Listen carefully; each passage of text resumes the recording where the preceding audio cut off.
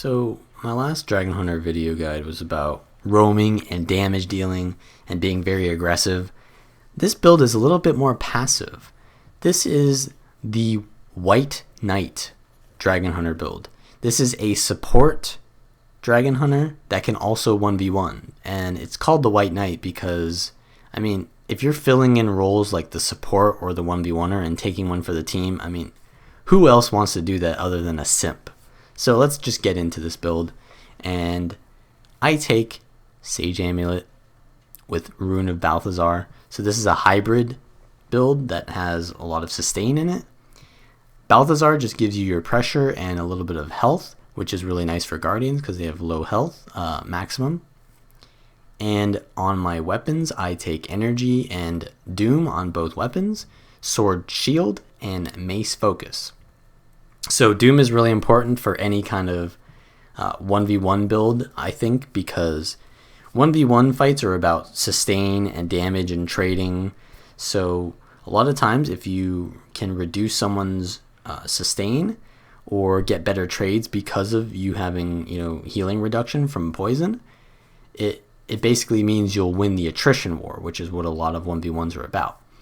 And then I take Energy because there's a lot of good synergy with dodges on Guardian because of the honor trait line, and because Guardians are often, they're low on hard mitigation. So what I mean by this is if I am fighting 5 players and I use my dodge, I'll dodge all 5 players. If I use Aegis, I'll only block one of those players, and then the other 4 will hit me. So hard mitigation is really important, and Guardian kind of lacks those a lot of time. So having more dodges is really nice for being outnumbered and stuff like that. And it's just in general really good. So let's talk about the traits. I take Honor, Virtues, DH. In Honor, you have Vigor when you critically strike. I am taking Sage Amulet, so I'm not really getting that very often. But because you're constantly spamming symbols and hitting things, you'll crit some of the time. Right, so sometimes you'll get Vigor, and that's kind of nice. I take Invigorated Bulwark. What this does is it reduces the recharge of your mace skills, and it increases the boon duration that you get from them. So this is really good for the Protector Strike because this gives out AoE, Aegis, and protection to your team. As I said, this can be a team fighting build, so the uptime of prop for your team is really good with the mace and the shield. So you can give out 8 seconds of prop from the shield and the mace. Obviously this trait doesn't affect the shield. And it also gives you a little bit of a healing increase whenever you block, but that's only to allies, not to yourself. So, well, to other allies. So it's only really that useful in team fights, not in your 1v1s if you take them. Next is Selfless Daring. So whenever you dodge, you heal nearby allies. So it's pretty good in team fights because it adds up over time. And it's just because of any trait that is on like dodge, it's really good because dodges are an important part of PvP. So you'll always want to be dodging, and you don't need to do something to get the value from this trait because you'll be dodging no matter what, and you'll get the healing. So it adds to your sustain without being like attached to some kind of cast time. So that's pretty nice. Pure of Heart as well gives you a healing, which is a very foreboding number. And this is pretty good because you're giving out tons of Aegis, right? So you give Aegis on your Protector Strike. You give it out on your Shield of Judgment. You have Aegis Fragments from Fragments of Faith. And you'll also give out 1 Aegis on your Shield of Courage. So yeah, you're giving out a lot of healing to your allies and to yourself, and that's just really good. Next, you have Purity of Body. So whenever your Virtue of Resolve is off cooldown, the passive will regenerate your endurance. So that'll just be nice because, as I said, the dodges are really good. And it's also good because there's a lot of other traits that you'll want to have your F2 off cooldown for. So Writ of Persistence is also really important. This trait makes your symbols larger, longer, and gives you healing over time whenever they pulse. So tied with the Invigorated Bulwark, this reduces your Mace symbol to a 6-second cooldown and increases the duration to 6 seconds. So you can pretty much get a permanent Symbol of Faith up, which means you got semi-permanent regen, right? So that's very good for your sustain in like a 1v1. And yeah, in general, having a symbol that's larger with Writ of Persistence is really good, because if you're in a 1v1 situation, you're fighting on nodes. So if your symbol is large enough to cover the whole node, you can put it in the middle and you're forcing the enemy to take that damage if they want to contest the node. So it's really good for putting out pressure and either decapping the node or getting the kill. It's making the enemy kind of like choose between those two things. Like, do I want to, get really pressured here by the symbol, or do I want to, kite off and maybe give up the cap? So yeah, that's really good. And in virtues, we have Master of Consecrations. So Purging Flames is my only consecration, and it's really good. So having lower cooldown and longer duration on it is just really nice. And Virtue of Retribution gives you some retaliation duration, and whenever you use a virtue, it'll give you retal. Combined with Stand Your Ground, you get a little retal, which can be nice in 1v1s because it adds to your pressure and is just nice. Absolute Resolution is a really good trait because it makes your F2 cleanse 3 conditions to your allies. So it's useful in team fights for cleansing your whole team. But also, it increases the passive healing that Virtue of Resolve gives. So say I'm in a 1v1, right? And I don't want to use my Virtue of Resolve because it gives me a lot of sustain. So if you have this trait, if you don't have it, you have 114 healing per second. And then if you do have the trait, you have 143 healing per second. So that's just really good. It gives you, it's not like too much of an increase, but over time it'll add up.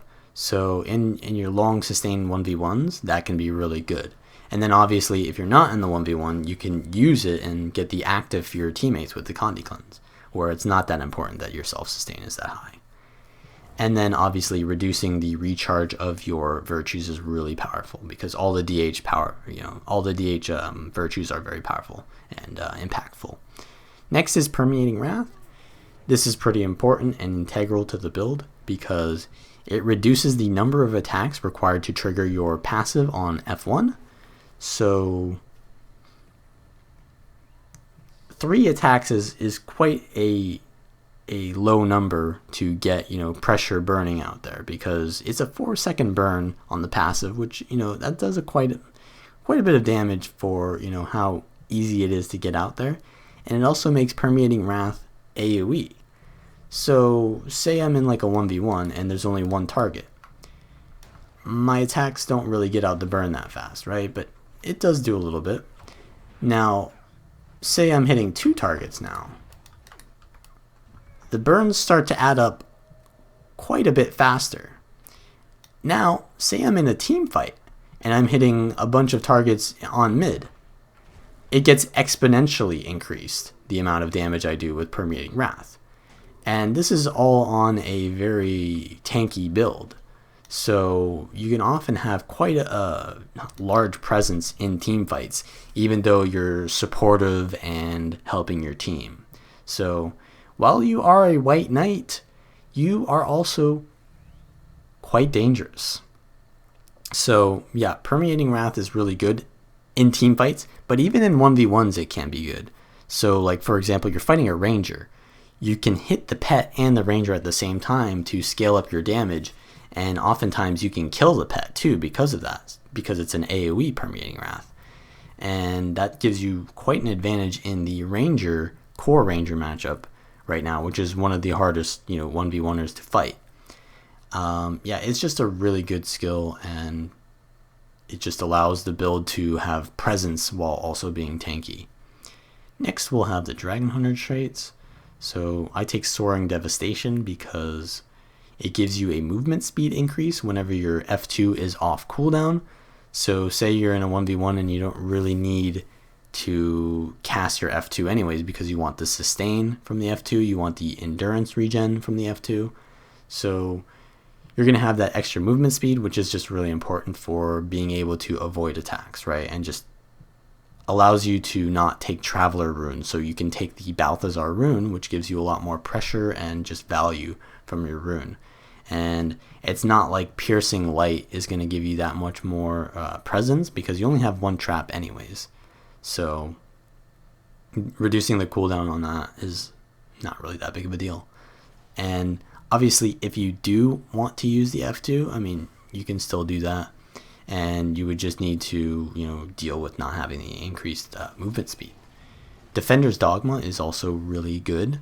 So whenever you block an attack, your Justice is recharged by 1 second. So if you ever do use the F1, which you really don't want to do because you want to get the Permeating Wrath value, it would reduce it by 1 and be able to get you that passive back faster. And also, whenever this procs, it puts your Justice passive at maximum. So it allows you to get more Permeating Wrath, even though it's already a low trigger requirement of 3. Making a requirement of 1 whenever you block is, even faster. So it just allows you to get out pressure and do a lot more damage. Zealot's Aggression is pretty important as well. So whenever you proc your Justice passive, you'll cripple enemies. It's quite a low duration cripple, but it's super important because cripple is like a cover condi in essence.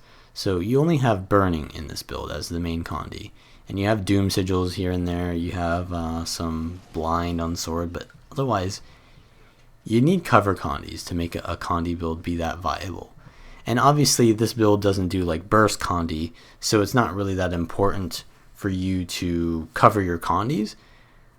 But because you're doing constant cripple and constant burning, it's making it very inconvenient for the enemy to cleanse your constant burn that you're getting from Permeating Wrath. So this just adds to the list of things that your build kind of like pressures. And obviously cripple is just really good because no one's going to just stand in your damage. This build doesn't kill things that have a lot of mobility, right? There are some combos that you can do, but in general, yeah, things are not going to just stand in your damage. So you often are put in the situation where you want to disable the enemy to even get presence against them, and that's just really nice. You can take Hunter's Determination because the trap is pretty nice, but the Aegis that you get when disabled has no internal cooldown, and that will give you healing. But I feel that this build has enough stun breaks anyways that you don't really need this trait anyways because you have plenty of stability. So yeah, I like Zealot's Aggression because it gives you that much more pressure. And lastly, we have Hunter's Fortification. This gives you a Condi Cleanse whenever you block on a 1 second ICD. So this build already has really good Condi Cleanse with Purging Flames and your F2. So this just adds to it. You're constantly blocking with tons of things like your Shelter and your Aegis everywhere and your F3. So it just gives you a lot of Condi Cleanse.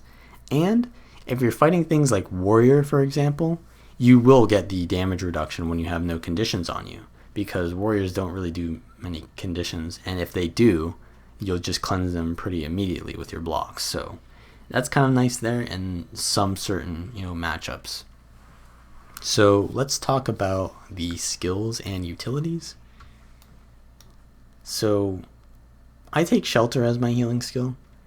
Obviously the trap heal is very good as well, but this build has quite a bit of healing from other sources, so it allows you to use Shelter as sort of like a hard mitigation more than a healing skill, whereas other builds need Purification to be used as more of like a healing skill.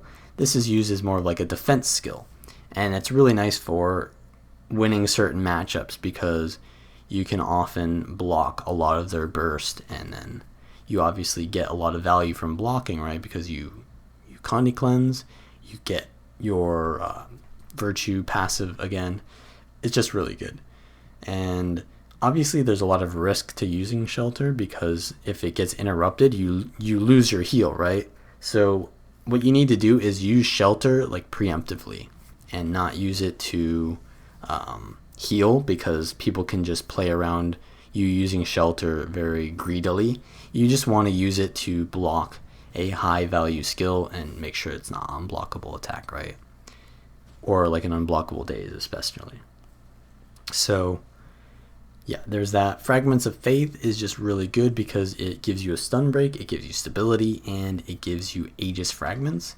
And Aegis Fragments add up over time to heal you, because if you pick them up, like these little things on the ground, they give you healing, and that's really just good in 1v1s, because Aegis can be kind of like more effective in smaller scale fights. And then you have Purging Flames. This is a pretty insane skill because it does a 2 stack of 9 seconds of burn when you cast it. And you can do combos, kind of like it's a Test of Faith, where you pull it through and then you push it back through. And instead of doing like power damage with your Test of Faith, you'll use Purging Flames to do like Condi burst damage. And you can get like, 8 stacks of burn on people sometimes. And that's really effective, because this build, right, it doesn't have many ways to kill people very often. So having this ability to do damage with Purging Flames is really nice.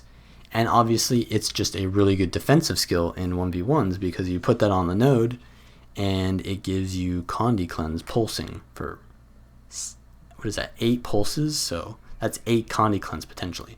And what you want to do with it is, you like, say I'm standing on the node, and say this is the node right here and this green circle is the node. What you want to do with Purging Flames is you want to put it like here, so that it covers up half the node. So if the enemy wants to fight you with all of the space of the node, they sometimes have to walk through the Purging Flames, and whenever they walk through it, they'll get burning. Or they'll have to use a dodge to walk to the other side of the node, which means they'd be losing dodges. So yeah, oftentimes you want to use Purging Flames. Like, it doesn't make sense, because you kind of want to cover the whole node so you can give yourself Condi Cleanse, but a lot of times you don't need the full Condi Cleanse. So yeah, you can use it in that aggressive way where you like put it off to the side, and that gives you a lot of value in 1v1s. And then lastly, we have Stand Your Ground. This is pretty much necessity for any team fighting Guardian build, because giving stability to your allies is super valuable when stability is now a very scarce resource. And yeah, lastly we have Renewed Focus. So Renewed Focus is just really good because it recharges all your virtues.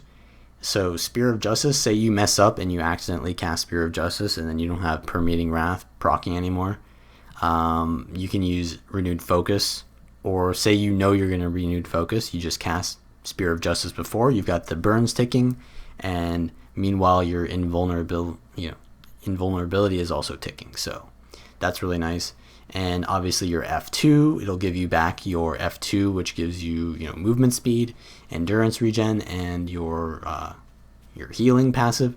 So a lot of your virtue abilities have really good actives, but also really good passives. So just you get so much value from Renewed Focus. And then obviously Shield of Courage is just an insane skill because it gives you a lot of hard mitigation, which I said you only get from dodges. So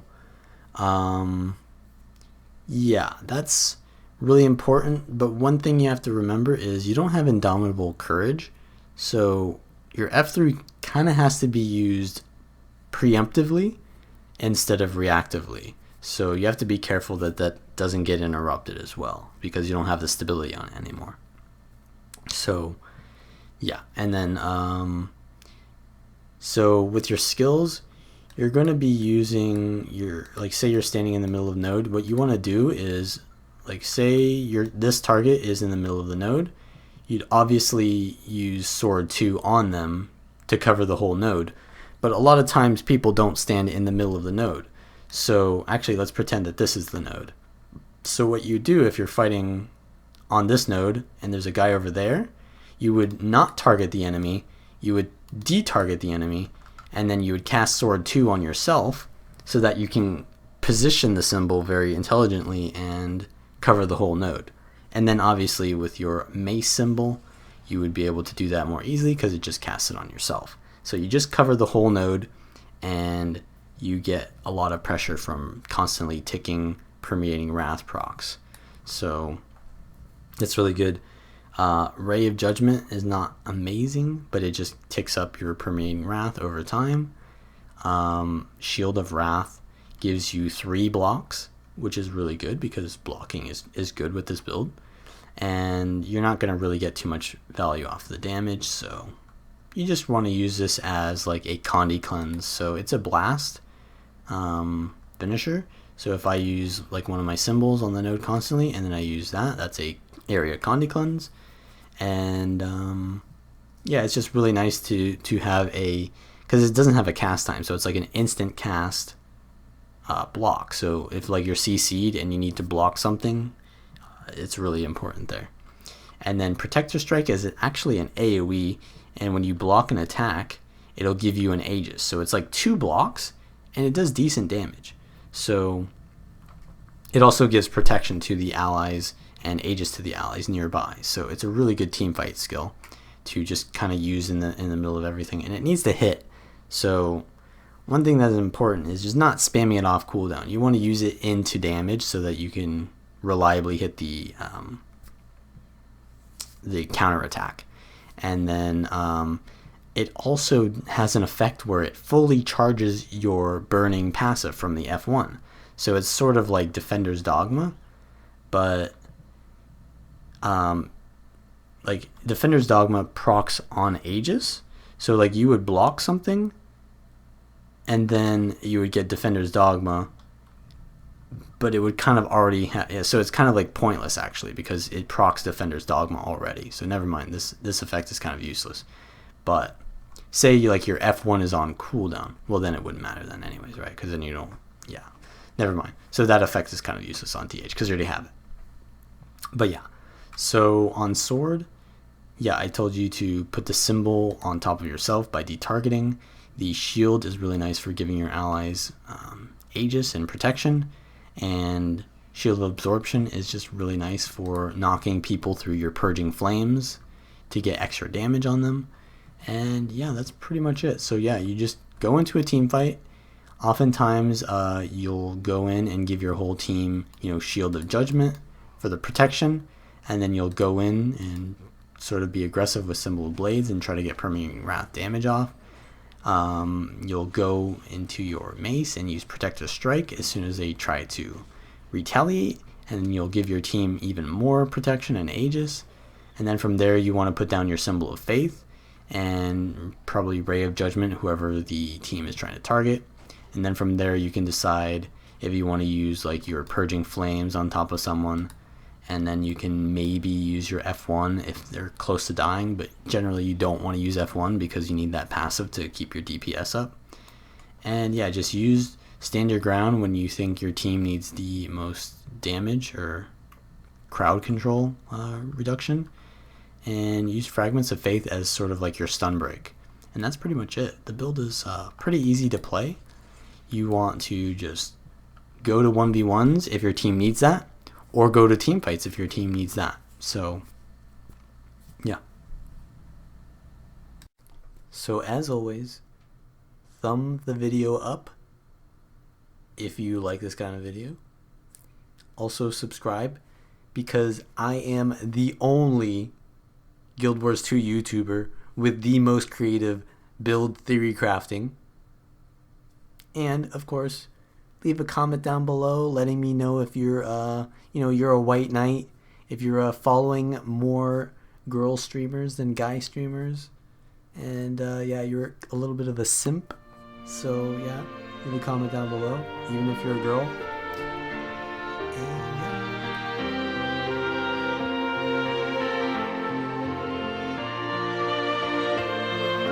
yeah.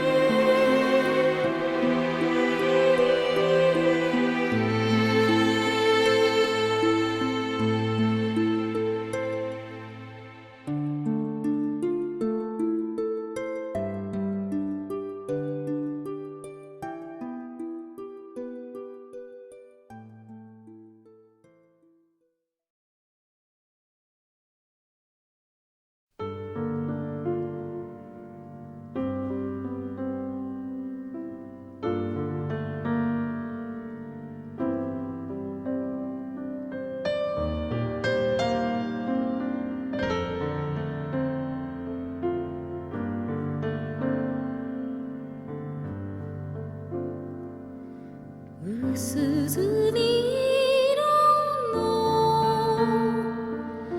暮れゆく空は誘うよ遠い日々の名残を幼い夢と憧れ乗せて飛行機雲が流れて消えた。もしも時を超えてあの日の私に伝えられるのなら飛んで行きたい。恐れをさその小さな手のひらからそっと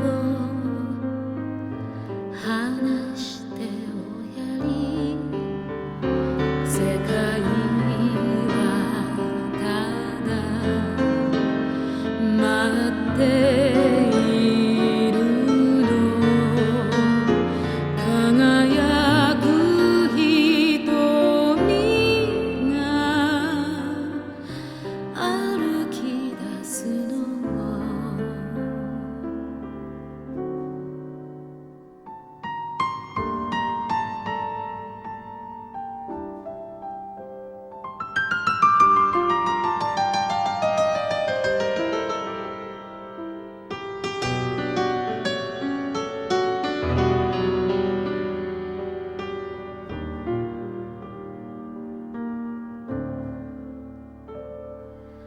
見知らぬ街の見知らぬ人は映画のように通り過ぎる。誰か私に道を教えてゆくはずだった。もう一つの道。もしもドアを開けて隣の世界に入り込めるのなら私を探そう。ほんの少し夢を追って回り道をした懐かしい日を覚えている。そして今も輝く瞳で歩いているの。